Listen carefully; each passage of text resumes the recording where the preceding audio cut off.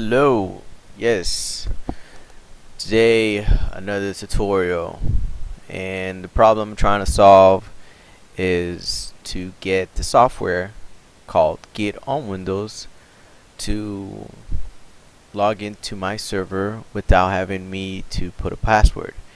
And it does that by using a private key that I already have, and it's using pageant. So the prerequisites in order to be able to do what I'm about to do is you have to at least to know how to basically use PuTTY and use pageant to be able to already log in to your server without having to put a password in.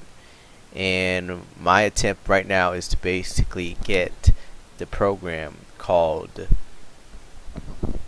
Get on Windows, and to be able to pull Git repositories, clone, whatever the case is, without having to provide a password every time. So at this point in time, if I try to do a git pull, you can see it asks us for a password. So I do not want that.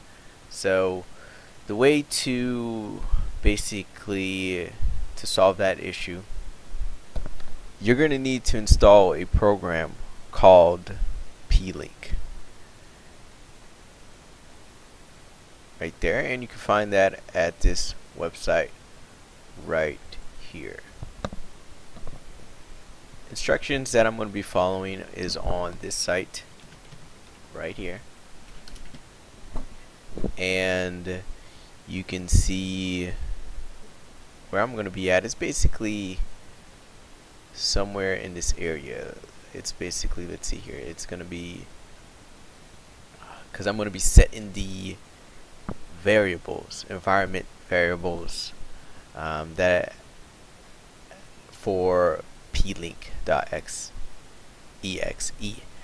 So in order to do that, as you can see here, it says to how to do it on Windows 7s, and I'm on Windows 7's machine, so I already have downloaded Plink.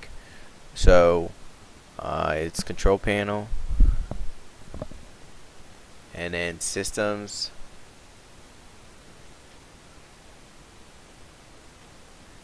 and advanced settings, advanced system settings, and environment variable.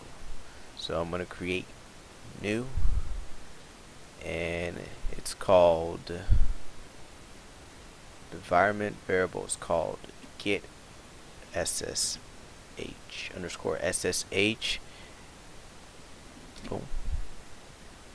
And the location and where your plink file is located. So I have that, and okay, save.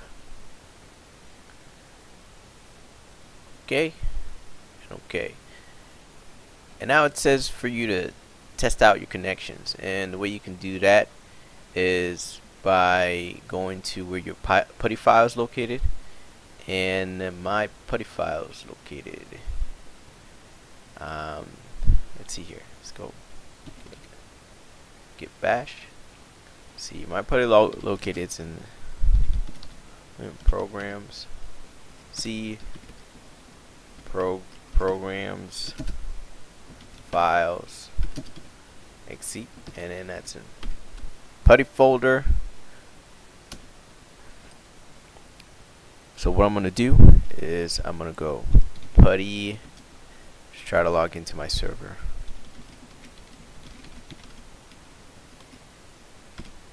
and bam, and that means it's a success. Just close that out so it's working for me, and now I'm gonna go back here and I'm gonna try the same thing. I'm gonna try to git pull, and hopefully I don't need a password. And what I probably need to do is I probably need to restart. So close this window. I'm gonna go git bash. I'm gonna go cd. I'm gonna go e. git pull, and as you can see, I did not need to put a password, and in my git repository is already up to date, so there's no git results showing. But that is that. That's how basically you use Git on Windows without having to provide a password.